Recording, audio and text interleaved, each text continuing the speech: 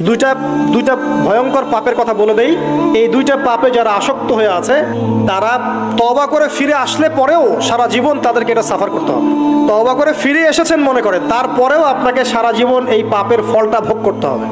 এক, মাদকদ্রব্য দীর্ঘদিন সেবন করেছেন, তওবা করেছেন, ফিরে এসেছেন, আল্লাহ হয়তো মাফ করে দিয়েছেন, আল্লাহ পাক মাফ করে দিয়েছেন, বাট আপনি আপনার দেহের যে ক্ষতিটা করে ফেলেছেন এটা পোষাতে পারবেন না। এক নাম্বার। দুই, তখন আপনি যদি বিয়ে করেন আপনি স্ত্রীকে সন্তুষ্ট করতে পারবেন না। হ্যাঁ। দুই নাম্বার হচ্ছে এই যে গোপনে যুবকরা যে পাপটা করে, মাস্টারবেশন, যেটাকে আমরা বলি হস্তমৈথুন, এই পাপ যেসব যুবকরা করছে বা করে, এবং অ্যাভেলেবেল এই পাপটা সবাই করে, কারণ এখন পর্নের যুগ, পর্ন দেখলে তো আর কোনো উপায় নাই, তখন তো এই পথেই যেতে হচ্ছে, নিজের উপরে নিজেকে জুলুম করতে হচ্ছে।